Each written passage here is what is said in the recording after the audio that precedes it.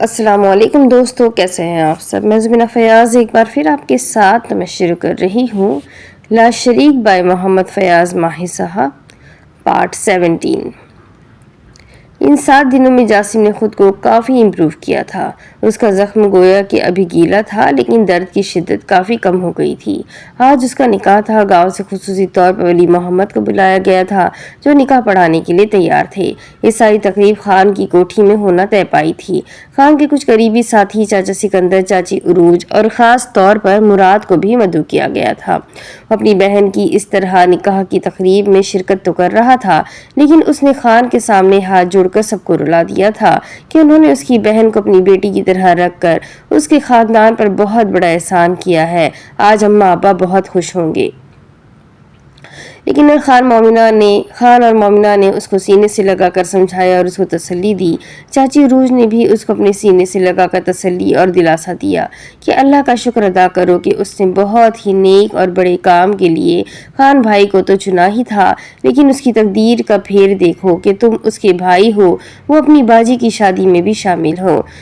تم اپنے خاندان کی ترجمانی تو کر رہے ہو نا۔ یہ سن کر مراد کمرے میں جا کر ایمان فاطمہ کے گلے لگ کر بہت رویا تھا۔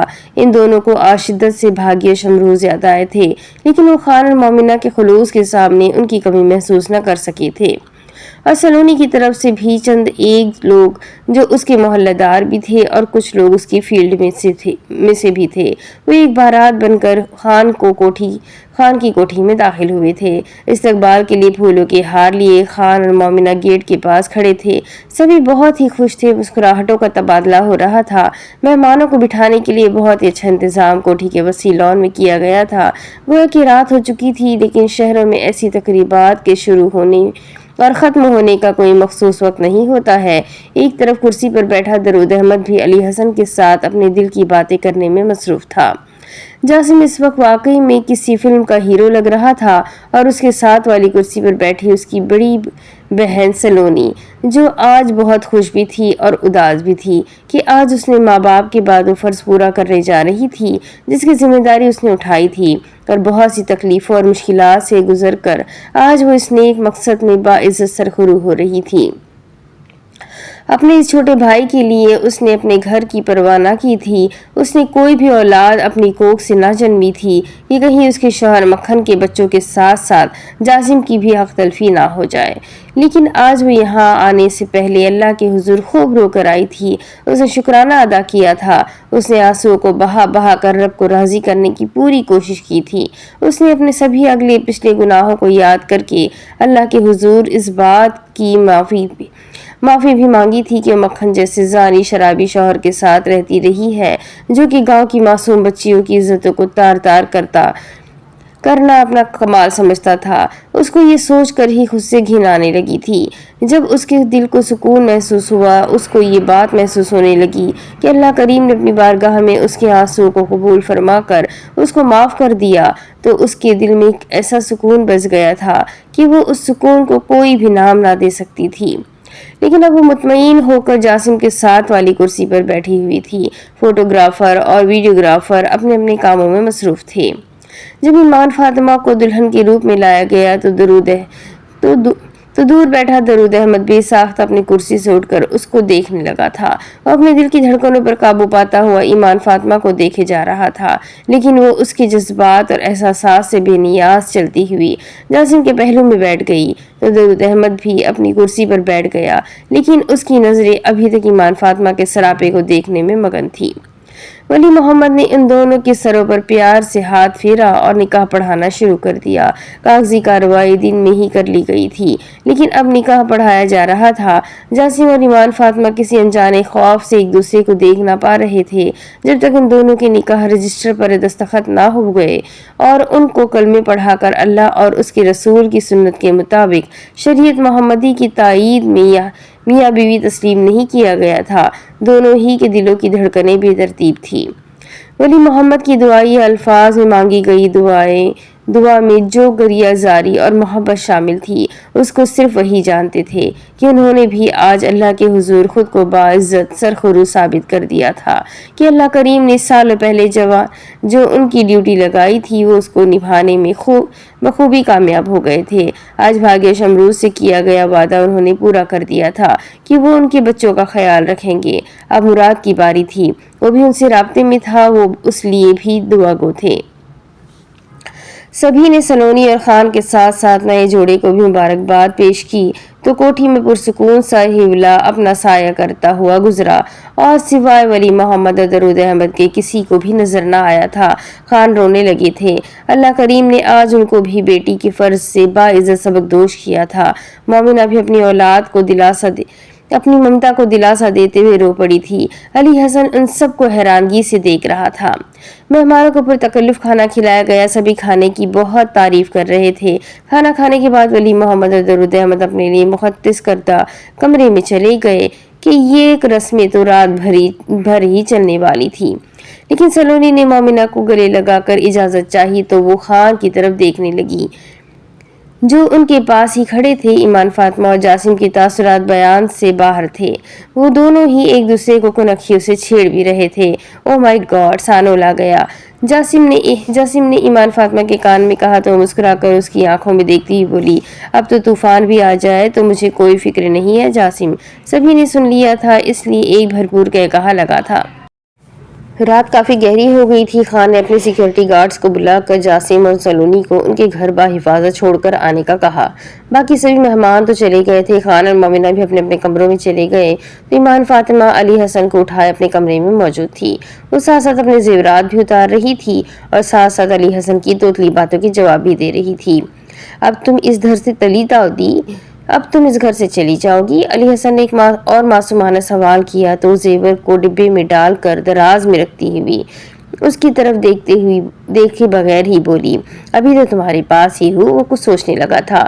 تم رو کیوں رہی تھی؟ وہ مسکرا کر اس کی طرف دیکھنے لگی اور بولی، میری شادی جاسم کے ساتھ ہو گئی ہے، اس لیے میں اس کے ساتھ اب اس گھر کو چھوڑ کر چلی جاؤں گی، بس اس لیے رو رہی تھی۔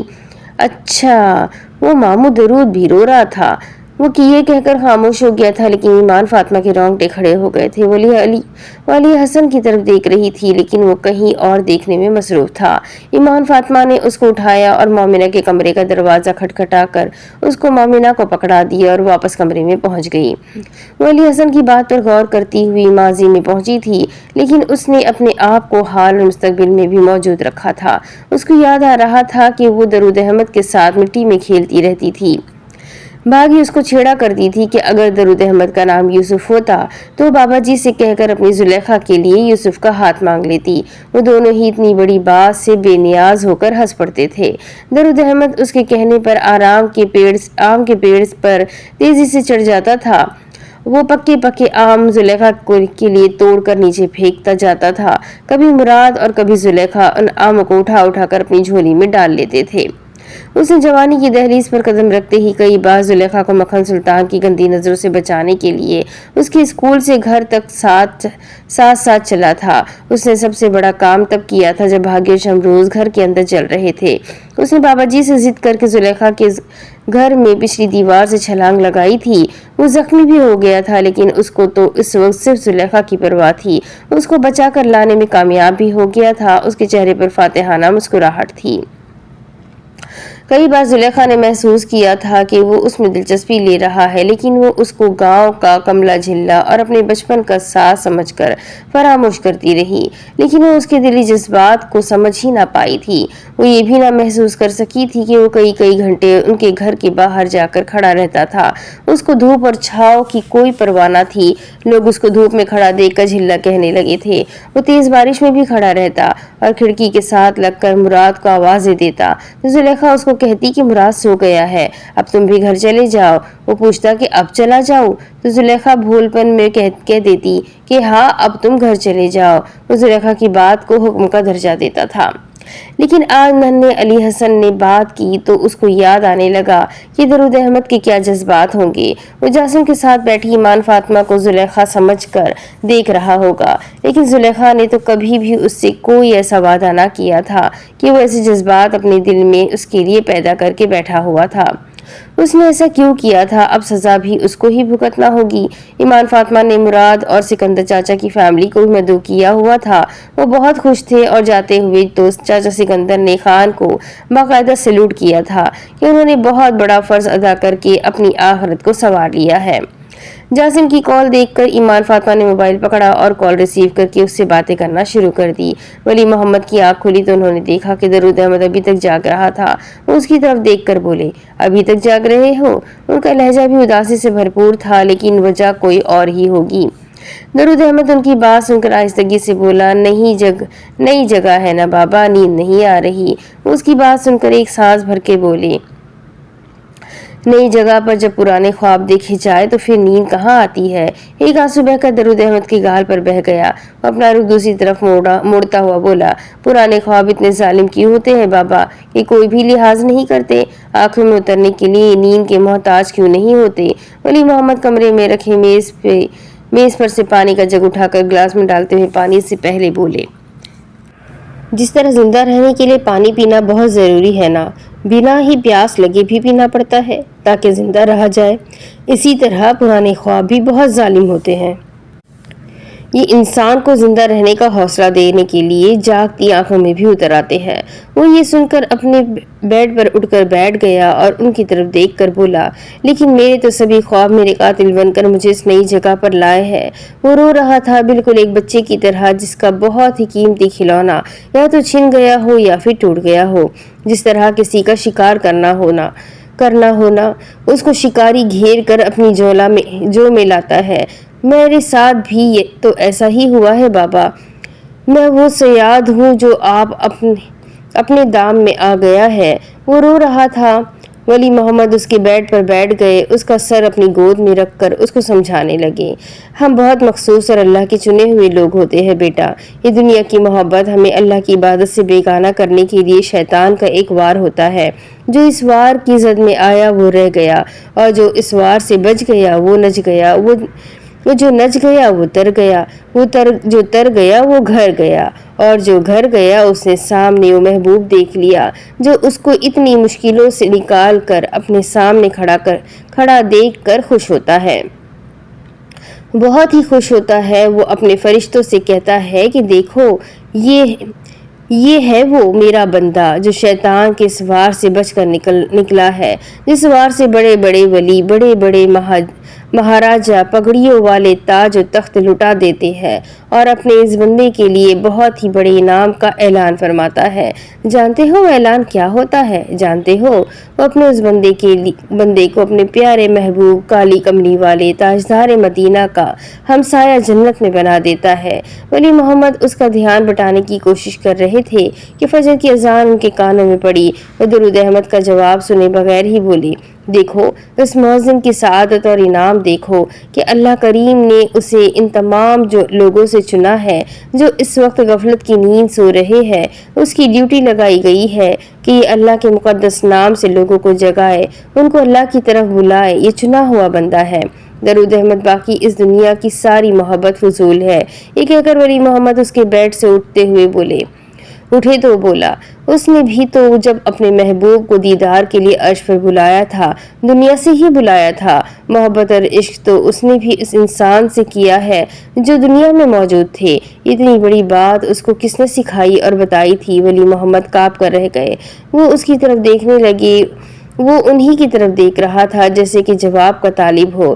وہ عشق تھا، محبت نہیں تھی، دیدار کی تڑپ تھی، ہوس نہیں تھی۔ وہ دنیا کے عظیم ترین انسان کو اپنا محبوب بنا سکتا ہے تو اس سے عشق کرنے کا حق بھی صرف اسی کو ہے جو وحدہ لا شریک ہے، تو پھر فتوے اور پابندیاں صرف مجھ جیسے کمزور انسان پر ہی کیوں؟ وہ ایک اور سوال کر گیا، لیکن تب تک مؤذن اشہد ان محمد رسول اللہ پڑھ رہا تھا۔ ولی محمد نے انگلی اٹھا کر اس کو وہ آواز و فکرے غور سے سننے کے لیے کہا تو مہو ہو کر سننے لگا۔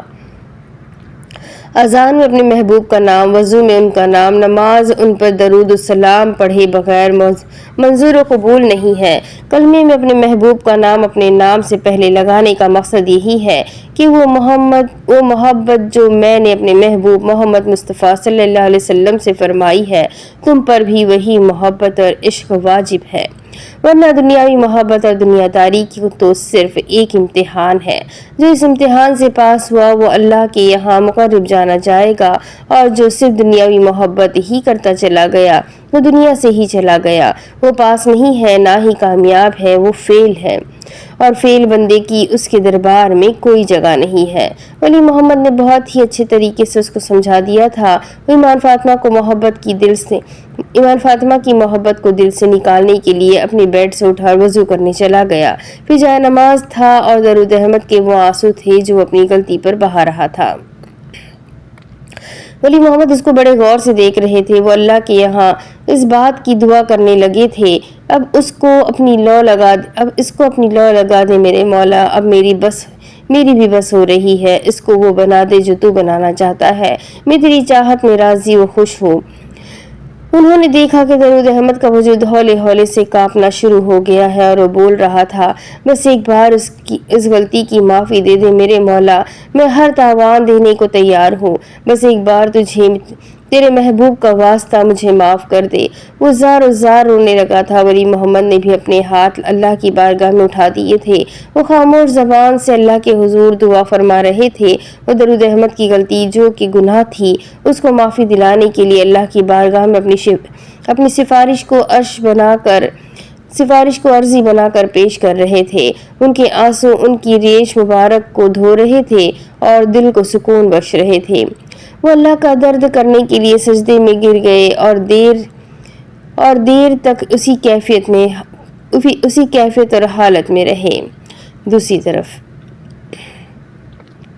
نور العین اپنی حویلی منتقل ہو چکی تھی۔ 7 روز گزرنے کے باوجود ابھی تک شیپر نے کوئی بھی رابطہ نہ کیا تھا اور نہ ہی بھاگی کے مکان کی تعمیر رکوا سکا تھا۔ اب تو وہاں پر نئی بنیادیں بھی بننا شروع ہو گئی تھی اور خان کی گزارش پر بابا ولی محمد نے جا کر بنیاد کی پہلی اینٹ رکھی تھی اور اس گھر کی تعمیر کو محفوظ رکھنے کے لیے اللہ کے حضور دعا بھی فرمائی تھی۔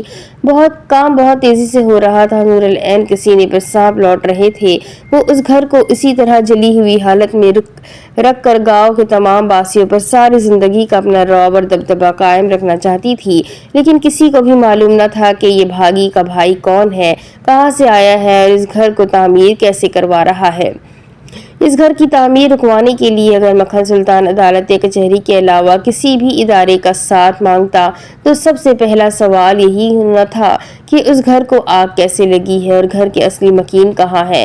اگر بالفرض کہہ بھی دیا جاتا کہ گھر کو آگ لاپرواہی سے لگ گئی اور گھر کے مکین اندر ہی جل کر مر گئے تو بات بن سکتی تھی، لیکن اگر گاؤں میں سے ایک کوئی یا پھر درود احمد یا بابا ولی محمد کہہ دیتا کہ میں اس بات کو چشمدید گواہ ہوں کہ آگ مکھن اور اس کی ماں نے لگائی ہے اور وہ دو افراد کے زندہ جل کر مرنے کی بھی ذمہ دار ہے، تو پھر ساری عمر دونوں ماں بیٹا جیل کی چکی میں پستے اور سلاخوں کے پیچھے بیٹھ کر اسی گاہ کو یاد کر کے ایڑیاں رگڑتے ہوئے جیل میں ہی مر جاتے، کیونکہ ان کے خلاف لوگ زیادہ تھے، ان کے حق میں آواز اٹھانے والے بہت کم تھے۔ اور ابھی تک تو مکھن سلطان اور نور العین یہ بھی نہ پتہ لگوا سکے تھے کہ پرانی حویلی کو کس نے آگ لگائی ہے۔ مکھن تلملا رہا تھا، اس کی رہی سہی ساکھ سانول نے برباد کر کے رکھ دی تھی۔ اس نے خان کے داماد پر گولی چلا کر اس کو جان سے مارنے کی کوشش کی تھی، اور ابھی تک حیرانگی کی بات یہ تھی کہ خان خاموش تھا۔ وہ کیوں کر خاموش تھا؟ یہ بات سومیا اور خود مکھن سلطان کو بھی کھٹک رہی تھی، لیکن طوفان سے پہلے کی خاموشی کو محسوس کرتے ہوئے کوئی بھی پیش گوئی کرنا قبل از وقت تھا۔ سومیا کی کال آنے پر مکھن سلطان نے کال ریسیو کی تو دوسری طرف سے سومیا کی گھبرائی ہوئی آواز نے اس کا استقبال کیا تھا۔ وہ پریشان ہو رہی تھی۔ مکھن، وہ سومیا صبح سے گھر سے گئی ہے، ابھی تک واپس نہیں آئی، مجھے پریشانی ہو رہی ہے۔ मक्खन ये सुनकर एक तवील सांस लेता हुआ बोला, तुम माँ बेटा और बेटी मिलकर मुझे गोली ही क्यों नहीं मार देते कि एक ही बार में सब किस्सा तमाम हो जाए। वो बहुत गुस्से में था, लेकिन उसका धीमा लहजा बता रहा था कि वो अभी मारवी की गुमशुदगी से परेशान है। मक्खन ये वक्त ताने माने मारने या गुस्से में आने का नहीं है। प्लीज कुछ करो मक्खन, मैं बहुत परेशान हूँ। सौम्या का पता करवाओ प्लीज। ये कहकर सौम्या रोने लगी थी। उसकी किसी सहेली की तरफ पूछो, और वो तुम्हारा लाडला जो बड़ा बदमाश बना फिरता है उसको कहो कि कोई भाग दौड़ करे, मैं भी कुछ करता हूँ।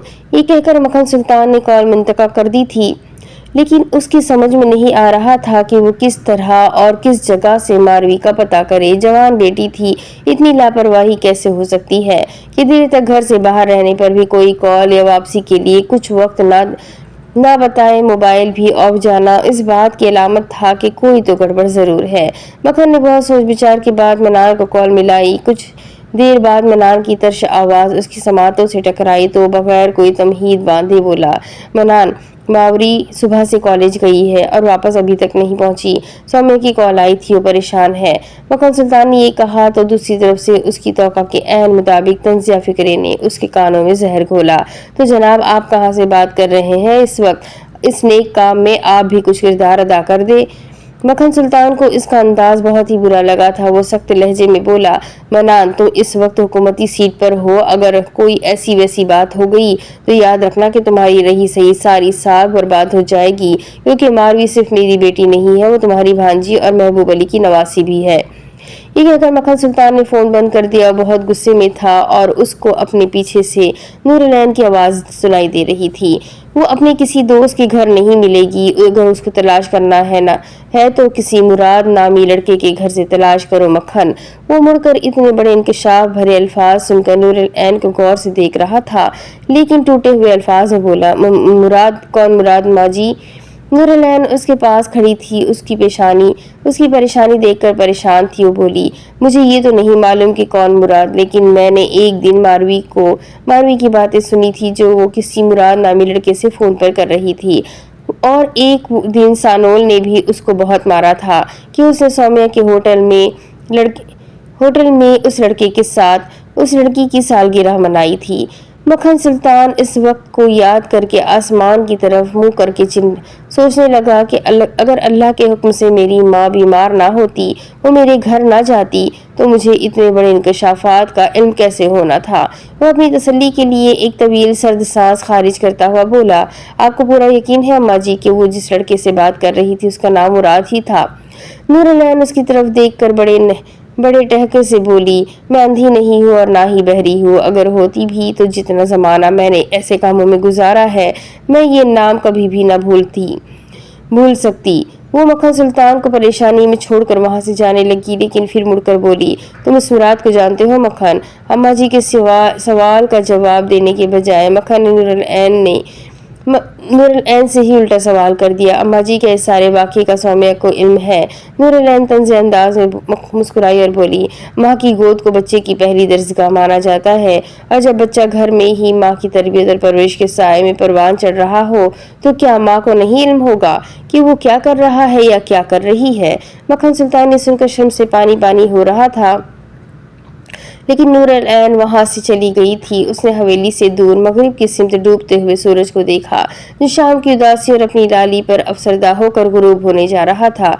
मक्खन को बिल्कुल यूं लगा कि आज का सूरज और उदास शाम का उसकी जिंदगी से बहुत गहरा ताल्लुक है। वो रो दिया कि इस वक्त कोई भी उसका पुरसान हाल नहीं है। उसने मुराद पर तशद्दुद की इंतहा कर दी थी। वो ये ना बका था कि वो भाग्य शमरूज का बेटा है, उसने पुरानी हवेली को आग लगाई है। वो बाबा जलाल के उर्स में क्या करने पहुंचा था? दरूद अहमद ने आम के दरख्त के नीचे खड़े होकर जो बातें की थी वो साबित करती थी कि मुराद भागी का बेटा है, लेकिन सिकंदर चाचा मिस्त्री ने उसको अपना बेटा माना था। खान ने उसका इंतकाम सानोल को सजा देकर लिया। खान का कहना था कि मुराद उसका बेटा है, और वो लड़की जो जासिम के साथ थी वो कह रही थी कि वो खान की बेटी है, लेकिन मनान ने तो बताया था कि खान बे औलाद था, उसकी कोई औलाद नहीं है। फिर ये बेटा बेटी कहाँ से पैदा भी हो गए और इतने जवान भी हो गए। वो गुत्थियों को सुलझाने की कोशिश में था कि फिर से सौम्या की कॉल आना शुरू हो गई। उसने जल्दी से कॉल रिसीव की तो वो बोली, मारवी घर आ गई है, वो अपनी किसी दोस्त के घर में थी। वो ये कहकर कॉल मुनक़ता ही करने वाली थी कि मक्खन सुल्तान जल्दी से बोल पड़ा, चलो ये तो अच्छा हो गया कि वो आ गई है, लेकिन एक बात का जवाब सोच कर रखना सोम्या बेगम। वो जिस मुराद से मिलती जुलती है, क्या तुम्हें मालूम है कि वो कौन है, किसका बेटा है, वो उससे क्यों मिलती जुलती है? क्या ये वही मुराद है जो एक मिस्त्री है या फिर कोई और पैदा हो गया है जिसने मक्खन सुल्तान की इज्जत पर निगाह डालने की कोशिश की है? दूसरी तरफ से सौम्या की गड़बड़ाई हुई आवाज सुनकर उसको यकीन हो गया कि उसकी अम्मा ठीक कहती है।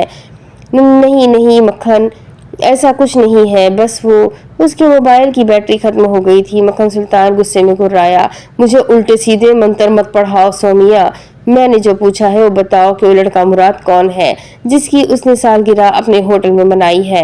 लेकिन दूसरी तरफ से कोई जवाब न पाकर उसने कहा, ठीक है ना बताओ, लेकिन इतना याद रखना जब मैं शहर आया तो पहले इस लड़की के और बाद में इस मुराद के टुकड़े टुकड़े करके यहाँ अपने गांव में लेकर आऊंगा, फिर उसके बाद तुम्हारी बारी है। ये कहकर मक्खन सुल्तान ने कॉल मुनक़ता कर दी थी। घर की चौखट में दीमक लग जाए तो कोई भी दरवाजा अपनी जगह कायम नहीं रहता। वो नूरलैन की तरफ देखने लगा था जो सही वक्त में बिल्कुल दुरुस्त और सही तजिया कर रही थी। क्या करूं अम्मा जी, मैं क्या करूं, मुझे तो इन माँ बेटी और बेटे ने कहीं का नहीं छोड़ा है, कुत्ते से बदतर मेरी हालत कर दी है इन लोगों ने। वो काफी परेशान और गुस्से में था। नूरलैन उसके सर पर प्यार से हाथ फेरते हुए बोली, सबके कॉलेज खत्म करवाओ, उन सबको यहाँ गांव लेकर आओ, दोबारा अपनी चौधराहट कायम करो मक्खन सुल्तान, बिल्कुल उसी तरह जिस तरह तुम अपने बाप का बाजू बने थे। सानुल को अपने तरीके से तरबियत दो, उसकी ट्रेनिंग करो, फिर देखो ये गांव वाले तुम्हारे सामने कैसे सर झुकाते हैं। हम इस मिट्टी के बासी है, ये मिट्टी हमारी है, हम इसके करता धरता है। वो शहर के लोग क्या जाने कि हमारी हैसियत क्या है। यहाँ अपना घर बसाओ, यहाँ जहाँ तुम पैदा हुए हो, जहाँ तुम्हारा बाप दादा दफन हुए हैं, जिस मिट्टी में हमको इस जगह का खुदा बनाया है। तो फिर इस मिट्टी की नाशुक्री क्यों कर रहे हो मक्खन सुल्तान? अपनी इस मिट्टी की रियाया पर दोबारा अपना रौब और दबदबा जमाओ और दोबारा कुएं से लाशें निकलनी चाहिए। दोबारा हर रात को एक जवान और दर्द भरी चीख इस रात के सन्नाटे को चीरती हुई गूंजनी चाहिए। खौफ, डर और वहशत को इतना फैला दो कि सभी मान जाए कि इस हवेली के जिन ने दोबारा अपनी सीट संभाल ली है। वो चीख चीख कर मक्खन सुल्तान को कह रही थी, उसके अंदर दोबारा नफरत भर रही थी। वही नफरत का मक्खन सुल्तान के सीने में बम बनकर कभी भी फटने को तैयार था। मक्खन सुल्तान उसकी बातें सुनकर बोला, ऐसा ही होगा अम्मा जी, अब ऐसा ही करना पड़ेगा। वो बोला तो नूरलैन को दोबारा गरम लोहे पर चोट लगाती ही बोली, कल से शहपर भी यहाँ आ रहा है, वो अपने लाव लश्कर के साथ इस गांव में रहेगा, हमारी ताकत बनकर, लेकिन तुम्हारा बाजू साया बनकर। वो तुम्हारी हिफाजत के लिए हर वक्त तैयार रहेगा, अपनी जान देने से भी दरीक नहीं करेगा। मक्खन सुल्तान को ये सुनकर बहुत हौसला हो गया था। वो नूरलैन को बेयकीनी की कैफियत में मुब्तला होकर देखे जा रहा था, लेकिन उसने इस बात में सर हिलाकर उसके कंधे पर अपना जोर बढ़ाते हुए उसको यकीन दिलाया कि वो झूठ नहीं बोल रही। मक्खन सुल्तान ने सारी रात प्लानिंग बनाने में ही गुजार दी थी कि कब उसकी आंख लगी उसको मालूम ही ना हुआ। वो सुबह देर से जागा था। गांव में भागी के मकान पर काम तेजी से जारी था। उसने नाश्ता करके गांव का एक चक्कर लगाया और राजू को साथ लेकर पुरानी हवेली के सामने जाकर खड़ा हो गया। राजू, वो हमतनगोश था, हाथ बांध कर सामने आया और बोला, हुक्म साई। मक्खन सुल्तान पुरानी हवेली को देखकर कहने लगा, इसको दोबारा तामीर करवाओ, 3 माह के अंदर अंदर ये हवेली दोबारा अपनी शान शौकत के साथ मजबूती के साथ खड़ी हो जाए। रुपए पैसे की तुम फिक्र ना करना, पैसा बहुत है जो तुम्हें मिल जाएगा। फिर वो राजू को सिखाने लगा कि किस तरह दोबारा से इस हवेली को तामीर करवाना है और सारा नक्शा समझाकर वापस पलटा तो पीछे नूरलैन खड़ी थी जो एक जवान मगर अधेड़ उम्र के मर्द के साथ खड़ी थी। मक्खन सुल्तान को हैरत हुई थी, लेकिन वो मर्द उसकी तरफ देखकर मुस्कुरा रहा था। मक्खन, शहपर से मिलो, ये कहकर नूरलैन ने राजू को जाने का इशारा कर दिया था। वो वहां से चला गया, लेकिन मक्खन सुल्तान अपने सामने खड़े उस शख्स को देखे जा रहा था जो उसका सगा बाप था, लेकिन उसके अंदर कोई भी ऐसे जज्बात की हलचल न थी। جو ایک بیٹے کو اپنے سگے باپ سے ملنے کے بعد پیدا ہوتی ہے۔ وہ وہیں اپنی جگہ کھڑا رہا تو شہپر نے آگے بڑھ کر اس کو سینے سے لگا لیا۔ وہ رو رہا تھا اور مکھن سلطان کو ماتھے اور چہرے پر چوم رہا تھا۔ مکھن سلطان کا بھی دل پسیج گیا تھا۔ اس نے اپنے پھیلے ہوئے ہاتھوں کو سمیٹ کر ان کا ہالا بنا لیا تھا۔ اس نے شہپر کو تھام لیا تھا۔ وہ اب بچوں کی طرح بلک بلک کر رونے لگا تھا، لیکن شہپر نے اس کی پشت تھپ تھپاتے ہوئے کہا، اب تم اکیلے نہیں ہو مکھن، میں تمہارے ساتھ کندھے سے کندھا ملا کر ہر کڑے وقت میں ساتھ کھڑا رہوں گا۔ مکھن نے اس کی طرف دیکھا تو وہ اس کی آنکھوں میں باپ کی محبت کا سمندر موجزن تھا۔ مکھن سلطان نے اپنا سینہ شہپر کے چوڑے سینے سے لگا لیا تھا۔ نور العین کی آنکھیں بھی نم تھی۔ وہ گاؤں میں ادھر ادھر دیکھ رہی تھی کہ اس باپ بیٹے کی ملاقات کو کوئی اور تو نہیں دیکھ رہا۔ اگر کوئی دیکھ رہا ہے تو کون دیکھ رہا ہے اور کیا سوچ اور سمجھ رہا ہوگا۔ لیکن اب نور العین کو اس بات کی کوئی پرواہ نہ تھی کہ کوئی اس کے بارے میں کیا سوچ رہا ہے۔ دوسری طرف سانول نے چاچا سکندر کی ورک شاپ پر اپنے گنڈوں دوستوں کے ساتھ بہت ادھم مچانے کے ساتھ ساتھ وہاں پر کھڑی گاڑیوں کی توڑ پھوڑ کر کے ان کو ناکارہ بنا دیا تھا، بلکہ اسے جاتے ہوئے پیٹرول چھڑک کر پوری ورک شاپ کو آگ بھی لگا دی تھی۔ لوگ کھڑے تماشا دیکھ رہے تھے۔ سانول اور اس کے ساتھیوں نے ہیلمٹ پہن رکھے تھے۔ لوگ موبائلز پر ویڈیوز بھی بنا رہے تھے۔ کوئی بھی ان کو روکنے والا نہ تھا۔ چاچا سکندر نے ان گنڈوں سے بھڑنے کی کوشش کی، لیکن سانول نے ایک اوزار مار کر چاچا کو بے ہوش کر دیا تھا۔ لوگوں نے آگ کے اندر بے ہوش گرے ہوئے چاچا سکندر کو دیکھ کر شور مچانا شروع کر دیا تھا۔ کسی نے مراد کو کال کر دی تھی، کسی نے فائر بریگیڈ کو کال کر دی، کسی نے پولیس کو بلا لیا تھا، لیکن سب سے پہلے وہاں مراد پہنچا تھا۔ جب اس نے لوگوں سے سنا کہ اندر چاچا سکندر بے ہوش گرا پڑا ہے تو بہت سے لوگوں کے منع کرنے کے باوجود بھی اندر آگ میں گھس گیا۔ اس نے اپنے اوپر ایک گیلا کپڑا کر کے لے لیا تھا۔ یہ تو اچھا ہی تھا کہ سکندر چاچا گنڈوں سے ہاتھا پائی کرتا کرتا صحن میں آ کر گرا تھا۔ اگر وہ کیبن میں گرتا تو اب تک جل کر کوئلہ بن چکا ہوتا۔ مراد کو بہت دقت پیش آ رہی تھی، لیکن اس نے چاچا سکندر کو اپنی کمر پر لادا اور باہر کی جانب دوڑ لگا دی۔ اسی اثنا میں فائر بریگیڈ کی گاڑیاں بھی پہنچ گئی تھی، کیونکہ یہ شہر کا وسط تھا اور بارونق بازار تھا۔ آگ کے پھیلنے کے خوف سے لوگ اپنی اپنی دکانیں بند کر کے شور مچا رہے تھے، لیکن پولیس کے آنے تک بہت سا کام لوگوں نے اپنی مدد کے تحت آپ کر لیا تھا۔ اب آگ کا زور کم ہو رہا تھا۔ سبھی گنڈے لوگ آگ لگا کر بھگدڑ مچنے کا فائدہ اٹھاتے ہوئے سکون سے اپنی اپنی ہیوی بائکس پر فرار ہونے میں کامیاب ہو گئے تھے۔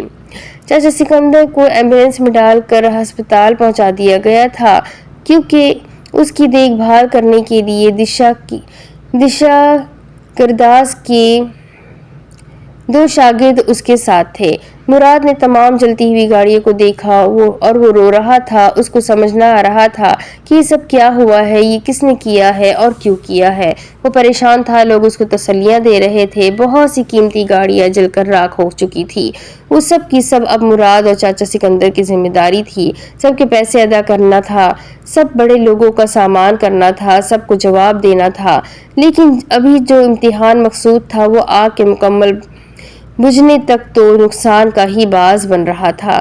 مراد کے موبائل پر ایمان فاطمہ کی کال تھی۔ اس نے روتے ہوئے کال ریسیو کی تو دوسری طرف سے ایمان فاطمہ کی فکر میں ڈوبی ہوئی آواز ابھری تھی، مراد میرے بھائی کیا ہوا ہے؟ ابھی میں نے ٹی وی پر دیکھا ہے کہ یہ ورک شاپ کے جو تمہاری ہے۔ اس کو یقین تھا، لیکن پھر بھی مراد کے رونے کی آواز نے ایمان فاطمہ کو پریشان کر دیا تھا اور بلک بلک کر رو رہا تھا، آپ ہی میں برباد ہو گیا، سب کچھ جل گیا، سب کچھ۔ وہ دہاڑے مار مار کر رو رہا تھا اور ایک میڈیا کا کیمرہ لائیو نشریات کرتے ہوئے مراد کو دکھا رہا تھا۔ ایمان فاطمہ یہ منظر دیکھ کر چیخنے چلانے لگی تھی، لیکن خان اور مومنہ ڈر کر اس کے کمرے کی طرف بھاگے تھے۔ کیا ہوا ایمان فاطمہ بیٹی، کیا ہوا ہے؟ خان تڑپ اٹھے تھے۔ وہ تیزی سے ایمان فاطمہ کے کمرے میں داخل ہوئے تو سامنے بڑی سی LED پر مراد کو دہاڑے مارتا ہوا روتا دیکھ کر خان کی تو روح فنا ہو گئی تھی۔ انہوں نے بھی بار بار بریکنگ نیوز چلتی دیکھ کر اندازہ لگا لیا کہ مراد کی ورک شاپ میں آگ لگ گئی ہے۔ انہوں نے اپنے موبائل سے بہت سارے اداروں کو ہدایت دینا شروع کر دی تھی۔ وہ بہت سخت لہجے میں سب کو یہی کہہ رہے تھے کہ 1 گھنٹے کے اندر مجھے وہ گنڈے چاہیے جنہوں نے یہ آگ لگائی ہے، کیونکہ خان نے ٹی وی پر وہ کلپس بھی چلتے ہوئے دیکھ لیے تھے۔ جو لوگوں نے موبائلز پر ویڈیوز بنا لیے تھے جس میں دیکھا جا سکتا تھا کہ کچھ گنڈے جو کہ نوجوان ہیں آگ لگاتے اور توڑ پھوڑ کرتے ہوئے ساتھ ساتھ شور و ہونا بھی مچا رہے تھے۔ پھر سکندر چاچا کے سر پر ایک اوزار مارنے کی فوٹیج بار بار چلنے لگی تھی۔ وہ سب کچھ دیکھ کر خان کی تو رگیں پھول گئی تھی۔ خان نے یہ سب سے پہلا کام جو کیا تھا وہ پولیس کو حکم دیا تھا کہ مراد کو سیو کرے اور ان کے گھر پہنچائے۔ کسی نے چاچی عروج کو بھی بتا دیا تھا، وہ بھی روتی پیٹتی ہسپتال پہنچ گئی تھی۔ وہ بار بار سکندر کو دیکھتی اور پھر لڑکوں سے پوچھنے لگتی کہ مراد کہاں ہے۔ ان کی طرف سے تسلی دینے کے بعد وہ کچھ منٹوں بعد وہی سوال کر دیتی۔ چاچا سکندر کو ہوش آ گیا تھا۔ یہ تو اللہ کا کرم تھا کہ اس کا جسم جلنے سے بچ گیا تھا۔ سر کی چوٹ بہت گہری تھی، وہ کافی درد محسوس کر رہے تھے۔ انہوں نے ڈاکٹر کی منت کی کہ اس کو چھٹی دے دی جائے، لیکن ڈاکٹر نے اس کو مزید 1 گھنٹے تک وہیں رکنے کا کہہ کر چھٹی دینے سے انکار کر دیا تھا۔ سارا سامان جل کر راکھ ہو گیا تھا۔ مراد کو خان نے اپنے گھر بلا لیا تھا۔ وہ رو رو کر ہلکان ہو چکا تھا، اب تو اس کے آنسو بھی خشک ہو گئے تھے۔ خان نے اپنے بندے بھیج کر سکندر چاچا عروج کو بھی وہیں بلا لیا تھا۔ وہ مراد کے گلے لگ کر بہت روئے تھے۔ سکندر چاچا نے مراد کو گلے لگا کر بہت پیار کیا تھا۔ وہ روتے ہوئے بولا، مراد بیٹا، آج تم نے حق ادا کر دیا میری جان بچا کر۔ تم نے ثابت کر دیا کہ تم میرے سگے بیٹے ہو۔ وہ دونوں ایک دوسرے کے گلے لگ کر بہت روئے تھے، لیکن خان اور مومنہ نے اس کو تسلی دی تھی۔ ایمان فاطمہ بھی بھائی کے خیریت سے گھر پہنچ جانے پر اللہ کا شکر ادا کر رہی تھی۔ تمہارے خیال میں یہ کس کا کیا ہوگا مراد؟ خان نے اب ان سب کے لیے چائے بنوائی تھی۔ سکندر چاچا کے لیے میڈیسن، کھانے کے لیے پانی اور کچھ کیک وغیرہ بھی تھے جو کہ سب کے لیے تھے، لیکن سکندر چاچا کو زبردستی کھلائے گئے تھے کہ کچھ ان کے معدے میں جائے تاکہ کچھ تو توقیت ان کو محسوس ہو۔ میں تو نہیں جانتا انکل، کیونکہ میں وہاں نہیں تھا، ابا وہاں تھے۔ اس نے چاچا کی طرف اشارہ کیا تو چاچی اور چاچا کے آنسو نکل رہے تھے، کیونکہ مراد نے ان کو ابا کہہ کر بلایا تھا۔ خان نے اس کی طرف دیکھا تو بولا، خان بھائی، میں تو ورک شاپ پر بیٹھا کام میں مگن تھا کہ کچھ گنڈے وہ لوگ ورک شاپ میں گھس آئے۔ انہوں نے سب سے پہلے تو مراد کا پوچھا، لیکن پھر ادھر ادھر دیکھ کر مراد کو نہ پایا تو توڑ پھوڑ شروع کر دی۔ پھر انہوں نے گاڑیوں کو توڑنا شروع کیا۔ پھر ایک شرپسند نے آگ لگا دی۔ اس نے گاڑی کا پیٹرول نکال کر کچھ موبل آئل لے کر پوری ورک شاپ میں گرا دیا۔ پھر میرے مزاحمت کرنے پر مجھے مارا، کوئی ہتھیار میرے سر پر مار کر مجھے بے ہوش کر دیا۔ پھر مجھے نہیں معلوم کہ کیا ہوا ہے، لیکن خان بھائی، یہ کہہ کر چاچا سکندر خاموش ہو گئے اور اپنی قمیض کی سائیڈ جیب میں ہاتھ ڈال کر کچھ ٹٹول کر ہاتھ باہر نکالا تو ایک چھوٹا سا موبائل اس کے ہاتھ میں تھا۔ وہ خان کی طرف بڑھاتے ہوئے بولا، یہ میرے ہاتھ میں تب رہ گیا جب میں ایک گنڈے سے بھڑ گیا تھا۔ اس کی جیب ہی میرے ہاتھ میں آ گئی تھی۔ بے ہوش ہوتے ہوئے میں نے آخری کام جو کیا وہ یہی تھا کہ موبائل میری جیب میں چلا گیا۔ خان نے مسکرا کر موبائل پکڑا اور بولے، سکندر بھائی، آپ نے وہ کام کیا ہے جو اب بہت کام آئے گا۔ انہوں نے ایک فون کال کی اور کسی کو فوراً اپنے گھر پہنچنے کا کہا۔ سب نے چائے پی لی تو کچھ ہی دیر بعد سلونی اور جاسم بھی وہاں پہنچ گئے تھے۔ خان نے اپنی کرسی سے اٹھ کر جاسم کو گلے لگایا تو ایمان فاطمہ جاسم کو اس طرح عزت دینے پر خان کو سراہتی ہوئی نظر سے دیکھنے لگی۔ وہ بھی بہت خوش ہوا تھا کہ اس کا سسرال میں نکاح کے بعد پہلی بار انٹری تھی۔ اس کو اچھا پروٹوکول ملا تھا۔ سلونی نے بھی یہ بات محسوس کی تھی کہ یہ لوگ اپنے داماد اور بیٹی کے سسرالیوں کی عزت کرنا جانتے ہیں۔ سلونی نے عروج اور پھر ایمان فاطمہ سے بھی اس سانحہ کا افسوس کیا۔ اس نے ایمان فاطمہ کو گلے لگا کر اس کے ماتھے پر پیار کیا تھا۔ ان کے لیے بھی چائے کا بندوبست کیا گیا۔ پھر بہت سی باتیں ہونے لگی۔ اس دوران ایک بندہ خان سے موبائل لے کر لان میں ایک طرف ہو کر بیٹھ گیا۔ اس نے اپنے موبائل سے رابطے کرنا شروع کر دیے تھے۔ گھر کہاں تک پہنچ گیا ہے خان بھائی؟ سلونی نے پوچھا تو خان مسکرا کر بولے، ابھی 1-2 ماہ اور لگ جائیں گے۔ کام تو سٹارٹ ہے، لیکن اب سٹارٹ ہے تو اچھا ہی ہونا چاہیے۔ سلونی یہ سن کر مسکرائی اور جاسم کی طرف دیکھ کر بولی، وہ جاسم کہہ رہا تھا کہ ایک بار پھر گاؤں سے ہو کر آتے ہیں۔ مومنہ یہ سن کر مسکرانے لگی اور بولی، میرے دل کی بات آپ نے کہہ دی ہے، اس بار عروج بہن اور سکندر بھائی بھی ساتھ ہی جائیں گے۔ خان ان کی باتیں سن کر بولے، ہاں بھائی ضرور جائیں گے، کیوں نہیں جائیں گے، آخر یہ لوگ بھی تو دیکھیں کہ ایمان فاطمہ اور مراد کتنا لمبا فاصلہ طے کر کے ہم تک پہنچے ہیں۔ سبھی ہنسنے لگے تو خان نے اس بندے کی طرف دیکھا जो अपनी कुर्सी से उठकर खान की तरफ ही देख रहा था। खान उसके पास गए तो उसने एक पर्ची पर लिखा हुआ पूरा डेटा उनके हाथ में थमा दिया और सलाम करके चला गया। खान ने उस पर्ची को देखा जिस पर आमिर नामी बंदे का नाम और पूरा पता था, जो कि उस मोबाइल का मालिक था। खान ने मुराद से पूछा कि वो इस नाम के किसी लड़के या बंदे को जानता है तो बताए, लेकिन चाचा और मुराद ने इनकार किया। तो खान ने पुलिस स्टेशन फोन करके सारी तफसील बताई और 1 घंटे के अंदर अंदर वो बंदा मुझे चाहिए का कहकर राब्ता मुनक़ता कर दिया। जासिम और मुराद ने ये बात बहुत अच्छी तरह नोट की थी कि अहदा हो तो बंदा बहुत से काम खुद जाए बगैर ही मोबाइल पर करवा सकता है और बाकायदा तौर पर हुक्म देकर सभी काम हो सकते हैं, जो बहुत से मुख्तलिफ दफातर में धक्के खाने और पैसे देने के बावजूद भी नहीं होते। हाँ तो बरखुरदार खुश शादी की तैयारियां कहाँ तक पहुंची है? खान ने मुस्कुराकर जासिम से पूछा तो वो शर्मा कर सलोनी की तरफ देखने लगा। तो बोली, खान भाई ये पता नहीं इसको निकाह के बाद क्या हो गया है। घर में भी अगर ईमान फातिमा का नाम ले तो शर्मा जाता है। इस बात पर ईमान फातिमा और जासिम के चेहरों के रंग सुर्ख हो गए थे। सलोनी एक और चोट करती हुई बोली, देखिए जरा अब इसकी तरफ। खान ने सुना तो जासिम वाकई में शर्मा कर ऊपर आसमान की तरफ देखने लगा। तो बोले, भाई सलोनी बहन, लगता है कि हम कबाब में हड्डी बन रहे हैं। क्यों ना बच्चों को अकेले में कुछ बातचीत करने का मौका देना चाहिए। सभी मुस्कुराने लगे, लेकिन मुराद और सिकंदर चाचा बहुत गमगीन और उदास थे। उनको देखकर चाची उरूज की परेशानी भी फितरी और हकीकी थी। खान एक लंबी सी सांस लेते हुए सिकंदर और चाचा से बोले,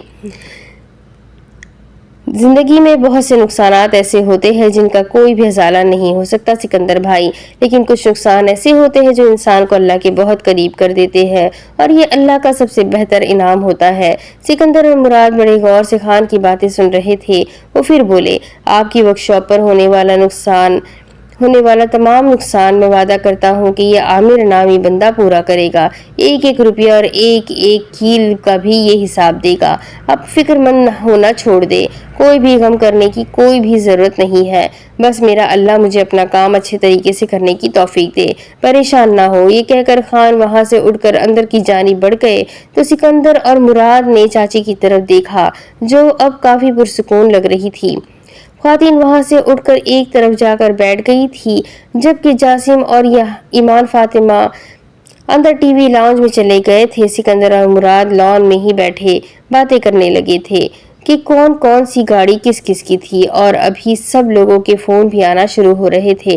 सभी अपनी अपनी गाड़ी के बारे में पूछ रहे थे, लेकिन सिकंदर चाचा ने सबको खान की बात सुनकर इस बात की तसल्ली दिलाई थी कि उनके 1-1 रुपए का वो हिसाब देंगे और सबके नुकसान पूरे करेंगे। कुछ लोग तो मान गए थे और बैठकर बात करने पर भी तैयार थे, लेकिन कुछ ऐसे भी थे जिन्होंने कानूनी कार्रवाई की धमकियां भी दे दी थी, और कुछ कमसर्फ ऐसे भी थे जो कह रहे थे कि उन लोगों ने जानबूझकर आग लगाई है। खान अंदर से मुस्कुराते हुए बाहर आए थे। वो सीधे मुराद और सिकंदर की तरफ बढ़े तो वो दोनों उठकर खड़े हो गए। मुराद की तरफ देखकर बोले, अभी इसी वक्त निकाह करोगे? मुराद और सिकंदर ने खान को ऐसे देखा कि वो अंदर से कोई देसी सा नशा करके आए हैं और ऐसी बात कर रहे हैं। जी अंकल, मैं समझा नहीं। मुराद की हैरत भी फितरी थी, वो कुछ परेशान भी था और कुछ ज्यादा हैरान भी था। सिकंदर भाई, मैं आपके बेटे का निकाह इसकी पसंद वाली लड़की से करवा दूं तो आपको कोई एतराज तो ना होगा? अब खान ने सिकंदर से पूछा तो बरमला तो ना कर कह सके कि खान साहब आपने कोई सस्ता नशा तो नहीं कर लिया।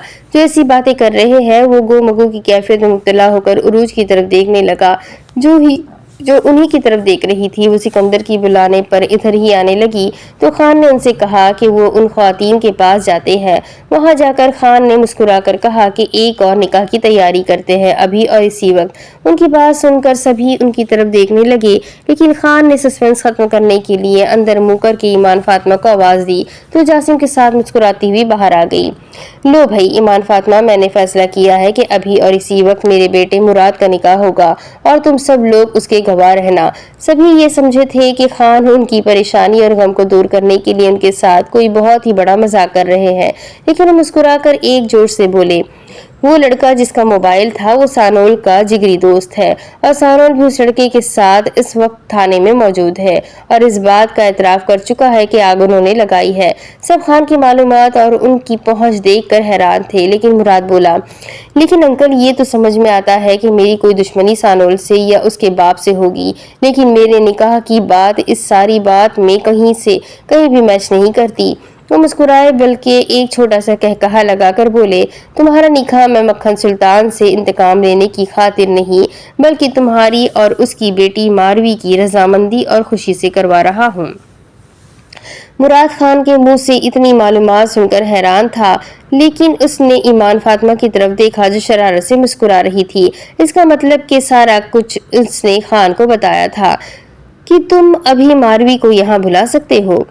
یہ سوال مومنہ نے مراد سے کیا تو وہ کچھ شرما گیا اور ششپنج میں مبتلا ہو کر سکندر کی طرف دیکھنے لگا تو وہ اس کو چھیڑتے ہوئے بولا، دیکھو بھائی میاں، مجھے نہ کہنا، میں تو بوڑھا بندہ ہوں، کہاں سے اس عمر میں لڑکی کو اٹھا کر لاؤں گا۔ ایک پرزور کہکہا لگا تھا، یوں لگ رہا تھا کہ صبح سے ہونے والی ساری پریشانی ہوا ہو گئی ہو۔ مراد نے اس بات میں سر ہلا دیا تو سب نے ہرے کا نعرہ لگا دیا۔ مراد نے کچھ وقت مانگا اور ان سب سے الگ ہو کر لان کے کونے میں جا کر بیٹھ گیا۔ یوں ہی اس نے فون ملایا تو پہلی ہی کال پر ماروی کی تڑپتی ہوئی آواز اس کے کانوں میں سنائی دی، مراد میرے دل کے مراد، تم کہاں ہو؟ تم ٹھیک تو ہو نا؟ اس وقت کہاں ہو تم؟ وہ ایک ہی سانس میں بولے جا رہی تھی، میں نے صبح ٹی وی پر دیکھا کہ تمہاری ورک شاپ میں کسی نے آگ لگا دی ہے، تم بہت رو رہے تھے، ٹی وی چینلز دکھا رہے تھے، تم خیریت سے ہو نا مراد؟ اس نے بھی ٹی وی پر دیکھ لیا تھا۔ وہ کافی دیر سے فون ٹرائی کر رہی تھی لیکن مراد کا فون اندر ہونے کی وجہ سے وہ کال ریسیو نہ کر سکے تھے۔ وہ آگ سانول نے لگائی ہے ماروی، مراد نے مختصراً کہا تو دوسری طرف سے اس خبر کو سننے کا حوصلہ کرنے کے بعد ماروی کچھ دیر کے بعد بولی، سچ کہہ رہے ہو مراد؟ مراد ایک کرب سے مسکرایا اور بولا، اگر آج میں اس آگ میں جل کر مر جاتا تو پھر بھی میرا اعتبار نہ کرتی تم؟ یہ سن کر ماروی تڑپ گئی تھی۔ وہ فوراً بولی، نہیں، مجھے یقین ہے تم پر، اعتبار ہے مجھے، ماروی مجھ سے شادی کرو گی۔ مراد نے بغیر لگی لپٹی کے اس سے سوال کیا تو وہ سوچنے لگی، پھر بولی، پوری بات کرو مراد، میں تمہارا ہر حال میں ساتھ دینے کو تیار ہوں۔ مراد نے ایک سانس اندر کی جانب کھینچتے ہوئے کہا، تو پھر میں ایک ایڈریس بھیج رہا ہوں، ابھی وہاں پہنچو، وہاں میرے ابا، میری ماں، میری باجی اور میرے انکل آنٹی سب موجود ہیں، ہم ابھی کے ابھی یہاں نکاح کریں گے۔ یہ سن کر دوسری طرف سے خاموشی چھا گئی۔ مراد کو اچنبھا ہوا کہ رابطہ منقطع ہو گیا ہے لیکن کال چل رہی تھی۔ اس نے ہیلو کہا تو دوسری طرف سے ماروی کی روتی ہوئی آواز اس کے کانوں میں گونجی، مراد اگر یہ مذاق ہے تو خدا را ایسا مذاق دوبارہ مت کرنا، اگر تم سچ کہہ رہے ہو تو میں ابھی آنے کو تیار ہوں۔ میں سچ کہہ رہا ہوں ماروی، میں ایڈریس بھیجتا ہوں۔ یہ کہہ کر مراد نے اس کوٹھی کا ایڈریس بھیج دیا تو دوسری طرف سے ماروی کا 1 گھنٹے کے اندر پہنچنے کا میسج اس کو مل گیا۔ پورے گھر میں خوشی کی لہر دوڑ گئی تھی۔ مولوی صاحب کا بندوبست کر لیا گیا تھا، کچھ دوستوں کو پھر سے مدعو کر لیا گیا تھا۔ یہ ایک اچانک اور چھوٹی سی تقریب تھی جو اس گھر میں اتنی بڑی دکھی اور غمناک خبر کے بعد ہی منائی جا رہی تھی۔ ماروی جب کوٹھی میں داخل ہوئی تو اس کے ساتھ اس کی دو دوستیں بھی تھی جو ماروی کی طرف سے گواہ بھی تھی اور اس بات کا ثبوت بھی تھا کہ اگر مراد اس کو کوئی دھوکہ دے رہا ہے تو وہ واپس انہی کے ساتھ آ جائے گی اور پھر ساری زندگی مراد سے کوئی بھی بات کرنا تو درکنار، اس کی شکل بھی نہیں دیکھے گی۔ ماشاءاللہ، عروج نے آگے بڑھ کر ماروی کے ماتھے پر پیار سے بوسہ دیا تو سلونی اور مومنہ بھی مراد کی طرح پسند کی داد دیے بغیر نہ رہ سکے تھے۔ لیکن سلونی نے ماروی کو پہلے بھی دیکھا ہوا تھا، تب ماروی چھوٹی سی بچی تھی۔ جب وہ ایک مال میں خریداری کر رہے تھے تو وہ سومیہ کے ساتھ وہاں اچانک آ پہنچے تھے، لیکن اب تو ماروی ایک جوان دوشیزہ کے روپ میں نظر آ رہی تھی۔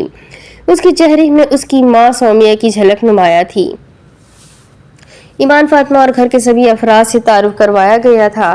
وہ کافی گھبرائی ہوئی تھی۔ اس کو خان نے بہت حوصلہ دیا اور بولے، خان نکاح کے بعد کسی بھی طرح گھبرانے کی کوئی بھی ضرورت نہیں ہے بچے، بے فکر رہو، کچھ بھی نہیں ہوگا، میں ہوں تمہارے باپ کی جگہ اور ماں کی جگہ، یہ تمہاری مومنہ آنٹی ہے۔ لیکن سلونی نے آگے بڑھ کر مومنہ کے کان میں کچھ کہا تو مسکرانے لگی۔ وہ کچھ بھی ہے تو ماروی کی سوتیلی ماں تھی تو ماروی کی سوتیلی ماں ہی، اس کو حق پہنچتا تھا کہ وہ اپنی سوتن کی بیٹی کے نکاح میں مرکزی کردار ادا کرے، کیونکہ ماروی نے بھی سلونی کو اچھی طرح پہچان لیا تھا۔ اس کو یہ بھی معلوم تھا کہ اس کے باپ مکھن سلطان نے اس نفیس خاتون کو ان دونوں बहन भाई की वजह से ही तलाक दी है। वो सलोनी से कुछ शर्मिंदा भी लग रही थी, लेकिन सलोनी ने आगे बढ़कर उसकी हिम्मत बढ़ाई और बोली, समझो कि सौम्या ना सही, सलोनी ही सही, सौतेली ही सही, लेकिन माँ तो है ना। ये सुनकर और सलोनी का प्यार भरा रवैया देखकर मारवी की आंखें भीग गई थी। वो बहुत डरी हुई सहमी हुई थी। निकाह पुरसुकून और सुन्नत मोहम्मदी पर अमल करते हुए शरई तरीके से पढ़ाया गया। इसने कहा कि वीडियो जासिम ने अपने मोबाइल में बना ली थी। गवाहों और वहां पर मौजूद लोगों के जरूरी दस्तखत के बाद दुल्हा और दुल्हन के भी दस्तखत हो चुके थे। सबको खाना खिलाया गया था। इस सारे काम में 1 से 1.5 घंटा लगा था। अब मारवी ने अपनी दोस्तों के साथ इजाजत चाहिए तो मुराद उसको छोड़ने के लिए गेट तक आया था। वो बहुत खुश दिखाई दे रहे थे। कोई भी मसला हो तो खान अंकल या ईमान फातिमा आपी को कॉल करना। मुराद ने उसको काफी सारी नसीहतें भी की थी। वो मुस्कुराती हुई वहां से चली गई थी, लेकिन घर जाते ही सौम्या की परेशान और फिक्रमंदी वाली शक्ल देखकर उसने बताया कि वो एक सहेली की तरफ थी और उसका मोबाइल भी बैटरी लो होने की वजह से ऑफ हो गया था। सौम्या ने उसको बताया कि वो मक्खन सुल्तान को मारवी की गुमशुदगी के बारे में बता चुकी है, लेकिन अब उसको फौरी तौर पर कॉल करके बताना जरूरी था कि मारवी घर पहुंच गई है। अब खान ने सिकंदर और मुराद को अपने साथ लिया और थाने की जानिब अपनी गाड़ी दौड़ा दी। गाड़ी जैसे ही थाने के अहाते में पहुंची तो वहां पर मौजूद अमले की दौड़े लगती देखकर सिकंदर और मुराद को यकीन हो गया था कि उनके नुकसान की एक एक पाई अब वसूल जरूर होगी।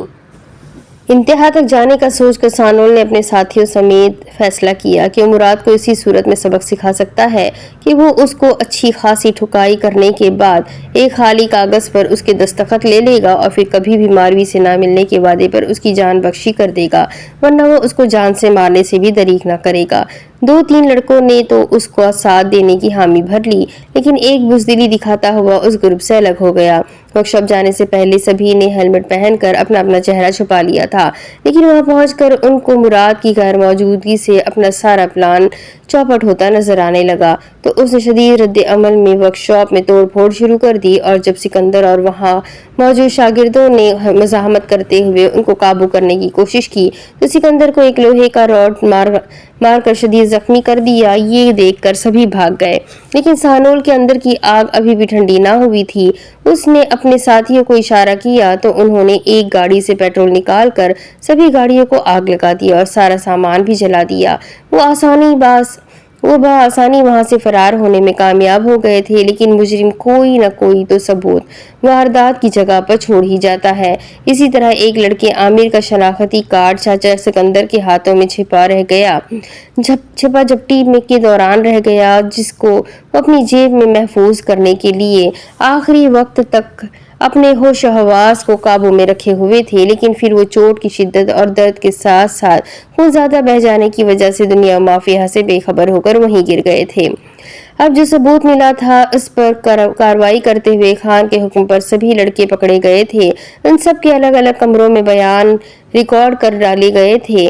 सभी ने सानोल को कसूरवार ठहरा दिया था। सारी कार्रवाई के बाद खान को फोन किया गया था कि सानोल नामी नौजवान इस सारी कार्रवाई में मलहूस है।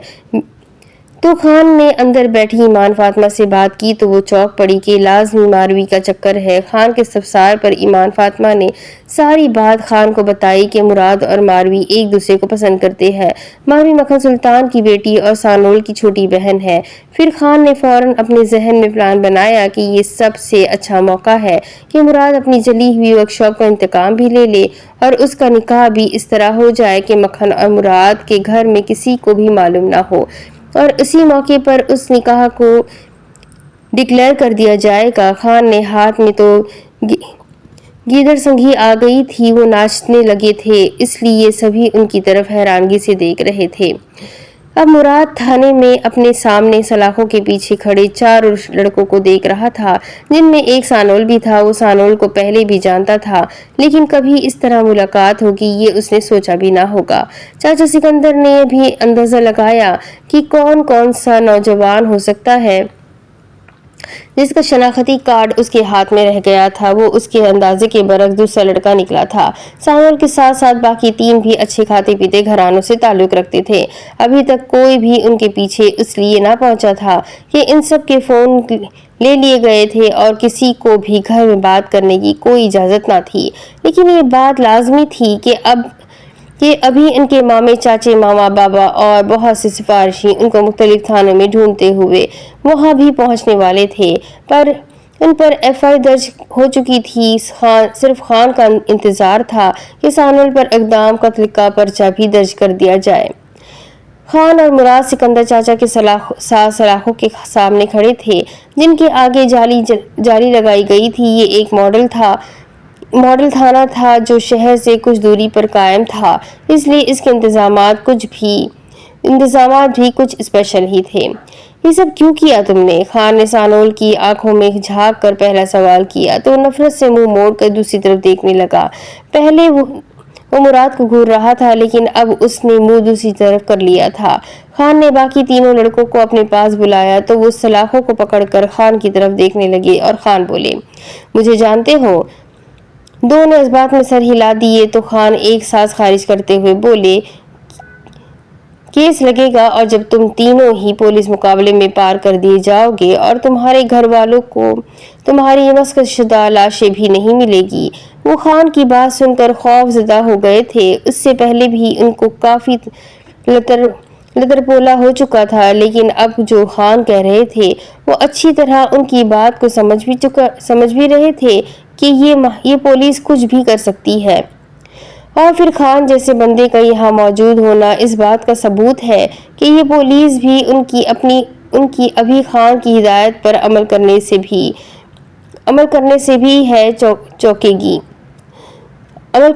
نہیں چوکے گی۔ تمہاری لاشیں اس لیے گھر والوں کو نہیں ملے گی کہ ان کو چیل کووں اور گدھوں کے کھانے کے لیے یہاں سے دور ایک ویرانے میں پھینک دیا جائے گا اور تب تک ان پر پہرا دیا جائے گا جب تک تمہاری ہڈیاں نظر نہ آنا شروع ہو جائے۔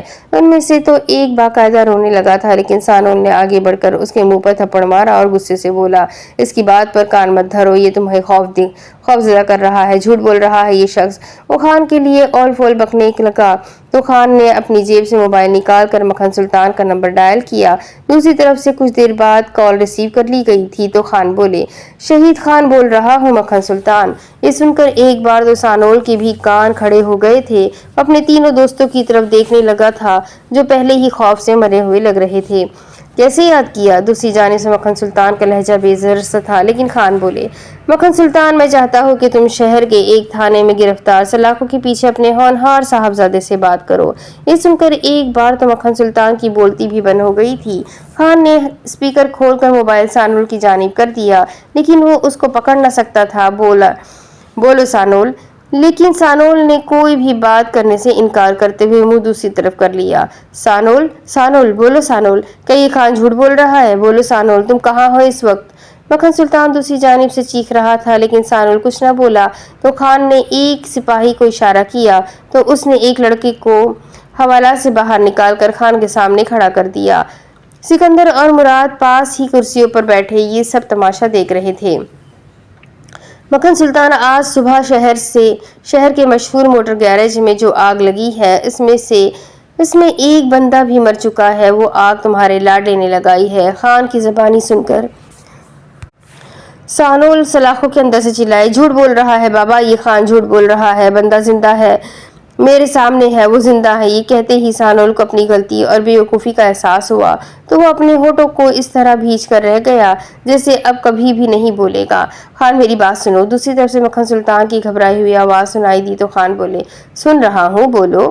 دوسری طرف سے مکھن سلطان کی آواز موبائل کے اسپیکر سے ابھرنا شروع ہو گئی، خان مجھے نہیں معلوم کہ تم یہ سب کیوں کر رہے ہو، لیکن میری بات سنو خان، اگر میرے بیٹے نے کوئی قصور کیا ہے تو میں اس کو ہر جانہ ادا کرنے کو تیار ہوں، میں سارا نقصان پورا کر دوں گا۔ خان یہ سن کر مسکرایا اور مراد اور سکندر کی طرف دیکھا تو وہ بھی مسکرا رہے تھے۔ مکھن سلطان، میں تم سے کوئی بھی جھوٹ نہیں بول رہا۔ جن لڑکوں کے ساتھ مل کر سانول نے اس ورک شاپ کو آگ لگائی ہے ان میں سے ایک میرے سامنے کھڑا ہے، اس کی زبانی سن لو کیا ہوا ہے آج۔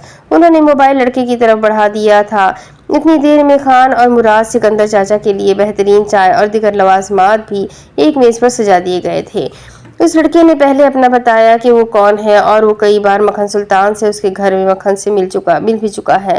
پھر اس نے ساری بات بتائی جو کہ دوسری جانب سے مکھن سلطان نے پورے پورے تحمل سے سنی۔ اتنی دیر میں خان وغیرہ نے چائے پی لی تھی۔ موبائل دوبارہ خان کو پکڑانے کے بعد اس لڑکے کو پھر سے الگ حوالات میں بند کر دیا گیا تھا۔ مبادہ کہ سانول اور دو لڑکے اس کو کوئی نقصان نہ پہنچا دے۔ مکھن سلطان ابھی تک بات میرے ہاتھ میں ہے، بولو کیا کرنا ہے؟ خان میری بات غور سے سنو، میں تمہیں یقین دلاتا ہوں کہ میں تمہارا سارا نقصان پورا کر دوں گا، پر یہ پرچہ ورچہ ابھی یہیں ختم کرو خان۔ یہ میرا نقصان نہیں ہوا ہے، اتنا بتا دوں کہ یہ میرے بھائی کا نقصان ہوا ہے، اور مراد کو پہلے تم نے اور اب تمہارے بیٹے نے قتل کرنے کی کوشش کی تھی۔ وہ نقصان تو کبھی بھی پورا نہیں ہو سکتا، اس لیے جو مالی نقصان ہے اس کی مالیت کروڑوں میں ہے، کیونکہ وہاں جلائی جانے والی سبھی گاڑیاں قیمتی بھی تھی اور ان لوگوں کی تھی جو ان غریبوں کو تنگ کر رہے ہیں۔ میں وعدہ کرتا ہوں خان کہ سارے کا سارا نقصان میں پورا کر دوں گا، چاہے مجھے اس کے لیے اپنی پرانی حویلی کیوں نہ بیچنی پڑ جائے، یا گاؤں کی کوئی بھی زمین بیچ کر میں پورا کروں گا۔ یہ میرا مسئلہ ہے، لیکن ابھی اسی وقت اس پرچے کو یہیں ختم کر دو خان، پلیز۔ مکھن سلطان روحان سا ہو رہا تھا۔ میں تمہیں رات کو فون کروں گا، ابھی فی الحال یہ لڑکے ادھر ہی ہے، مجھے اور بھی کام کرنے ہیں، اس لیے میری کال کا انتظار کرنا۔ یہ کہہ کے خان نے رابطہ منقطع کر دیا اور پھر حوالات میں بند کھڑے ان کی طرف دیکھ کر انسپکٹر کو کچھ ہدایت دی اور دوبارہ سانول کی طرف بڑھ گئے۔ تمہاری بہن مراد کو پسند کرتی ہے، کوئی جرم تو نہیں ہے اگر ان دونوں کو اپنی پسند کی زندگی گزارنے کے لیے ان کا نکاح پڑھوا دیا جائے۔ یہ سن کر سانول غصے میں آگ بگولا ہو گیا تھا، وہ سلاخوں کو زور زور سے ہلانے لگا تھا۔ وہ غصے کی شدت سے چلاتا ہوا بولا، خان یاد رکھو میں بھی تمہاری بیٹی کو پسند کرتا ہوں، مجھے باہر نکلنے دو، پھر دیکھو کہ میں اس کے ساتھ نکاح کے بغیر ہی سہاگ رات کیسے مناتا ہوں۔ یہ سن کر مراد کا خون کھول اٹھا تھا، لیکن خان نے اس کو روکا اور بولے، وہ ہمیں غصہ دلا رہا ہے، خود پر قابو رکھو مراد۔ یہ سن کر مراد چپ رہا تو خان نے مسکرا کر پاس کھڑے انسپکٹر سے کہا، میرا خیال ہے کہ یہ کافی ثبوت ہے۔ وہ بھی ہنستا ہوا بولا، جی سر، یہ سب کچھ آپ کے کہنے پر ہی ہم نے کر لیا تھا۔ اس نے ایک سپاہی کو اشارہ کیا تو اس نے سامنے لگے ہوئے ویڈیو کیمرے سے ایک کارڈ نکال کر خان کے حوالے کر دیا، جس کو دیکھ کر سانول ایک بار پھر سے سر پیٹنے لگا تھا۔ جوش اچھی بات ہے، لیکن ہوش اس سے اچھی اور فائدے کی بات ہے۔ خان یہ کہہ کر وہاں سے مراد سکندر کے ساتھ باہر نکلے۔ ان کی گاڑی تیار تھی، وہ گاڑی میں بیٹھ کر گھر کی جانب جا رہے تھے۔ سکندر بھائی، اب آپ ان سب کسٹمر سے رابطہ کر کے ان کو کل میری کوٹھی بلا لے، ہم ان کا پورا نقصان بھر دیں گے، اور ہاں مراد بیٹے، ابھی کسی سے بھی اپنے نکاح کے بارے میں بات نہ کرنا۔ خان ان کو سمجھا رہے تھے، لیکن سکندر چاچا نے خان کے ہاتھ پکڑ لیے تھے، وہ رونے لگے تھے، شہید بھائی اگر آپ نہ ہوتے تو ہمارا کیا بنتا، میں تو خودکشی ہی کر لیتا۔ وہ رونے لگے تو خان نے اس کے ہاتھ پر اپنا ہاتھ رکھا اور بولے، سکندر بھائی، میں نے آپ کو اپنا بھائی کہا ہے، یہ کام میرے ہی کرنے والا تھا، میں نے کر دیا ہے، تم پر یا مراد بیٹے پر کوئی احسان نہیں کیا ہے۔ میں نہ ہوتا تو کوئی اور ہوتا جو آپ کی مدد کر دیتا۔ وہ اپنی نم اور بھرائی ہوئی آواز پر قابو پانے کے لیے گاڑی سے باہر دیکھنے لگے، پھر کچھ توقف کے بعد بولے، جب سے ایمان فاطمہ میرے گھر میں آئی ہے، اللہ مجھ پر بہت ہی مہربان ہے، بس یہ بھی اسی کی مہربانی ہے کہ اس نے مجھے چنا ہے کہ میں آپ کا یہ مسئلہ حل کرواؤں۔ پھر وہ بولے، جب سبھی لوگوں سے بات ہو جائے، ان کا نقصان ان کو دے دیا جائے، پھر ورک شاپ کو دوبارہ سے تعمیر بھی کروانا اور اچھی سہولیات کے ساتھ چالو کرنا، پھر میں بھی اپنی گاڑی وہیں بھیج دیا کروں گا۔ خان کی یہ بات سن کر وہ ہنسنے لگے تھے۔ گاڑی گھر پہنچی تو عروج اور مومنہ ساری بات سننے کے لیے بے چین تھی۔ ایمان فاطمہ نے سلونی اور جاسم کے لیے کھانا باہر سے منگوا کر ان کی اچھے سے خدمت کی تھی، وہ اپنے گھر چلے گئے تھے۔ اب ان سبھی خواتین کو ساری بات بتائی گئی تو چاچی عروج نے رو رو کر خان کے لیے دعائیں کرنا شروع کر دی تھی۔ وہ بھی رو رہے تھے، لیکن عروج کے الفاظ اور لہجے میں جو التجائیں تھی، وہ سبھی جانتے تھے کہ ایک مسلمان ہونے کے ناطے اللہ کریم ان التجاؤں اور واسطوں کو کبھی بھی رد نہیں کرتا ہے۔ خان بھی اللہ کا شکر ادا کرنے کے لیے اندر کی جانب بڑھ گئے تھے، جہاں انہوں نے وضو کرنے کے بعد مصلے پر کھڑے ہو کر اللہ کی بارگاہ میں آنسو بہانا شروع کر دیے تھے کہ اللہ کریم نے ان کو اس کام کے لیے پسند کر کے چنا ہے کہ وہ ان دعاؤں کے حقدار بن رہے ہیں۔ اب اس کے آگے کی کہانی میں آپ کو اگلی قسط میں سناتی ہوں کہ آگے اور کیا باقی ہے، یہ جاننے کے لیے میرے ساتھ بنے رہیں۔ اگلی قسط میں پھر ملیں گے، تب تک کے لیے چینل کو سبسکرائب ضرور کر لیں، ویڈیو کو لائک کر دیں، کمنٹ کر کے ضرور بتائیں کہ آپ کو ناول کیسی لگی ہے اور اپنے کانٹیکٹس میں شیئر بھی ضرور کر دیں۔ تو ملتے ہیں اگلی ویڈیو میں، تب تک کے لیے اپنا خوب سارا خیال رکھیں، مجھے بھی دعاؤں میں یاد رکھیں۔ اللہ حافظ۔